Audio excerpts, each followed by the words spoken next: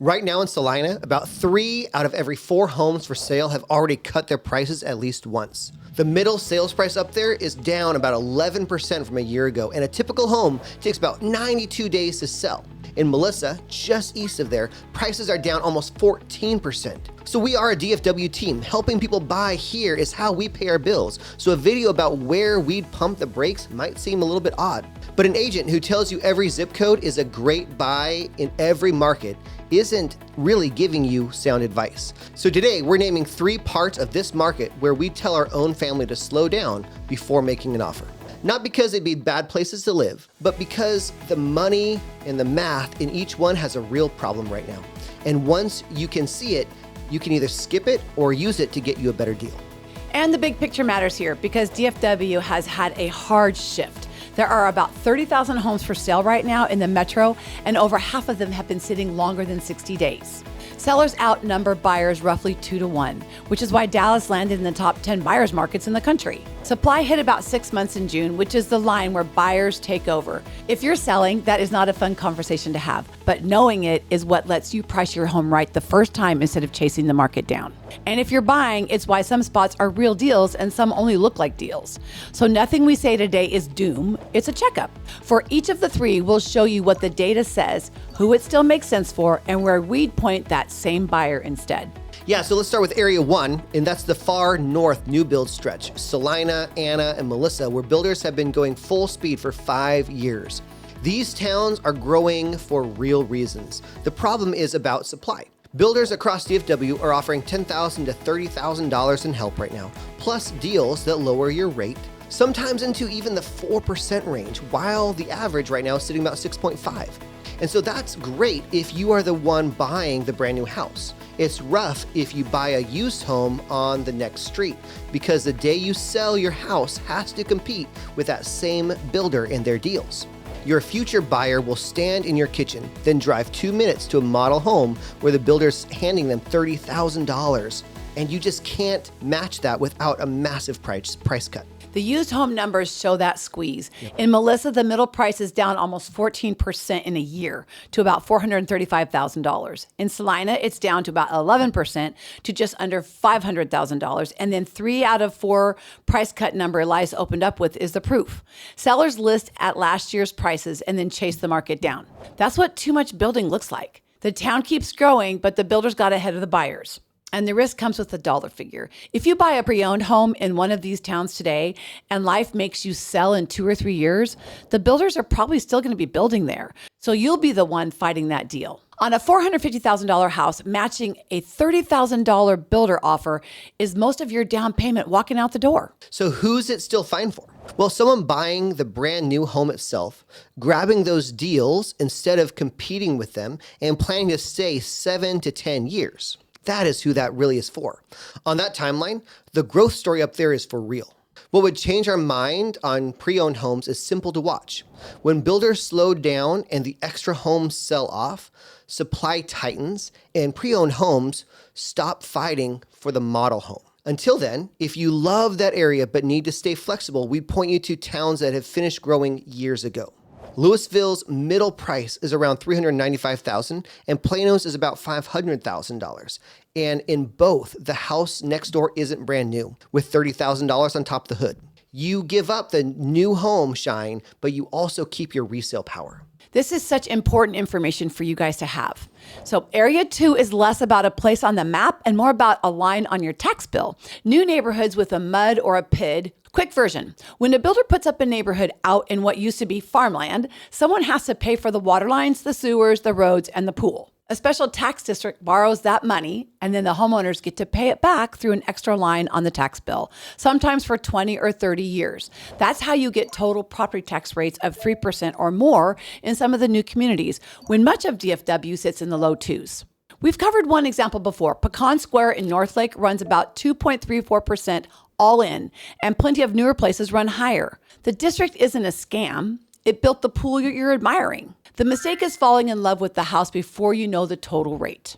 And the dollars are big. Take $550,000 house at 2.2% tax rate, and you pay about $12,100 a year in property taxes. A 3.2% is $17,600. That's $5,500 a year, $458 a month, every month, for as long as the debt is out there. Your lender counts that payment when they decide how much house that you qualify for.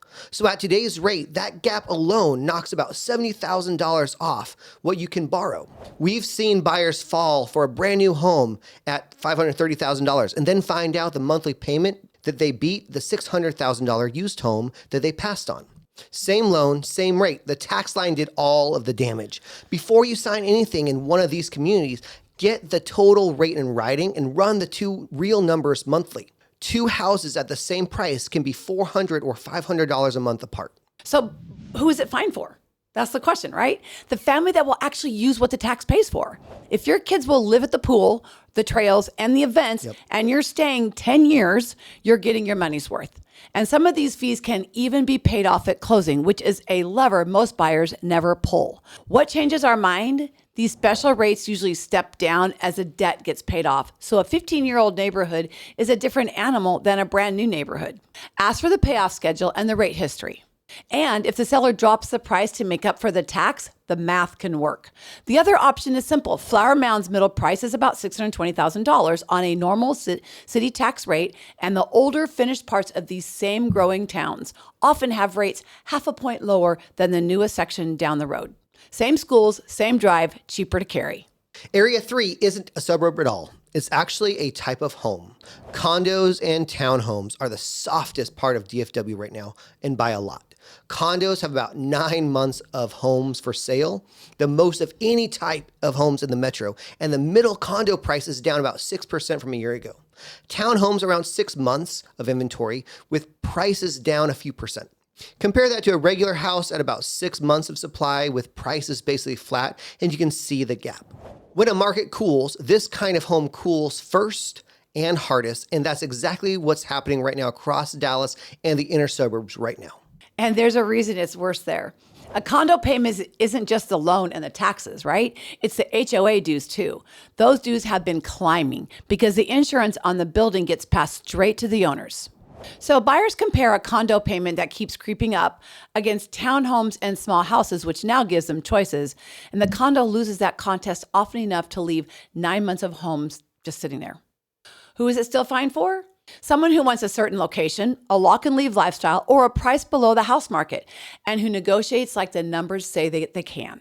With this much supply, you should be asking for real money off the price, seller paid closing costs, and a full look at the HOA's budget and insurance before you sign. So what would change our minds on condos is the same signal as the far north towns. Supply back under 6 months and building insurance costs leveling off. And we'll say so on this channel when that happens. Until then, the other option is worth pricing out. At a lot of these condo prices, you're actually within reach of a starter house. Louisville's $395,000 middle price is the obvious one, and with sellers outnumbering buyers 2-to-1, starter houses are actually up for negotiation like they haven't been since before COVID. You'd own the land, skip the dues, and the resale crowd for a starter house is much larger than for a one-bedroom condo. If the condo still wins for your lifestyle, buy it. Just buy it at 2026 prices with 2026 leverage, not at full asking price. And I want to put all three of these in perspective because I've lived in North Dallas for 30 years and I've sold homes here for the last 12. And I can tell you this is nothing like 2008. Homeowners today are sitting on record equity. The loans behind these houses are the safest in the generation, and DFW is still adding jobs and people every single month. What we have is a supply story. Builders built a lot, sellers listed a lot, and buyers got the upper hand. Every warning we gave you today is the same question in 3 outfits. What's the supply? What's the true monthly cost before you fall in love? Buyers who ask those 2 questions are getting deals, rate buydowns, and prices we couldn't have imagined 3 years ago. Buyers who skip them are overpaying in the exact spots we just walked you through. So here's what we'll do, and it costs you nothing. Before you make an offer anywhere in DFW, send us the address. We'll pull the total tax rate, the supply in that exact spot, and what the seller paid for it. And we'll tell you what we'd offer if it were our own money. Even if you found the house yourself or you're already working with another agent and just want a second read on a deal, send it over. It takes us 20 minutes and it might save you $30,000 or more. And if you're earlier in the process, tour with us before you commit to anything, especially a model home, because the sales office works for the builder, not for you, and we would love to help you fight for your home.